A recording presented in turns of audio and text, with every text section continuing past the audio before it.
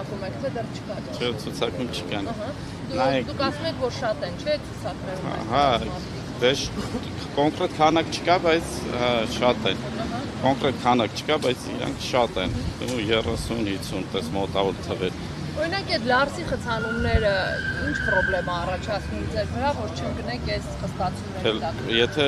խցանում է, մարդիկ սպասում են, այդ սպասելու ընթացքում էլ օրերը անցնում է։ Այսինքն հենց մտակ Ռուսաստանի սահման, լարսը անցավ, թե Հետ գալուց ճանապարհներին սպասում են մինչև իրենց հերթը գա 10 օր, 15 օր անցնում է, 3 օր։ Նայեք ժողովուրդ, մենք ոնց որ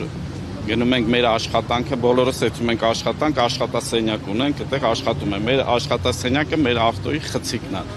Մի այդ խցիկը կանցնի Վրաստանով, Ռուսաստանով, Հնդկաստանով, Չինաստանով, մենք մեր աշխատանքն ենք անում, մենք կապ չունենք բանի հետ, էլի ոնց որ իրանց մենք միգրանտ չենք։ Մենք ոչ այդում ենք աշխատելու, ոչ չաշխատելու, ոչ հյուր են գնացել, ոչ հանգստանալու են գնացել։ Մենք գնում ենք մեր աշխատանքը անելու, մեզ ասում են գնացեք Ռուսաստան, գնում ենք Ռուսաստան, ասում են գնացեք Վրաստան։ Okay, հիմա այդ տարվա ընթացքում 90 օրը ի՞նչ է խնդիր առաջացնում։ Որովհետև քիչ է այդ 90 օրը։ 90 օրը քիչ է, այսինքն մոտավորապես 10 ամսում այդ բանը բոլորը 90% վարորդները դրանք արդեն իրացրել են։ Իրանք արդեն 110, 130 մարդիկ կա, դաժե 140 օր ունեն,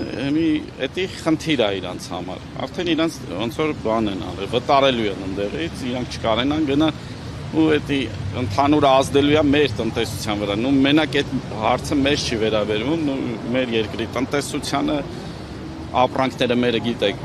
երկաթգիր չկա, չի էթում, չի գալի, մերը լրիվ բանով է, մեքենաներով է։ Որ հավաքվել եք ինչ եք պահանջում։ Կառավարությունից իհարկե պետք է իրանք պահանջենք, որ այդ հարցին լուծում տան, նախադեպը կա Ղազախստանի, որ իրանք ինչ-որ մեղմացուցիչ կամ չգիտեմ ինչ որոշում ունեն, որ չեն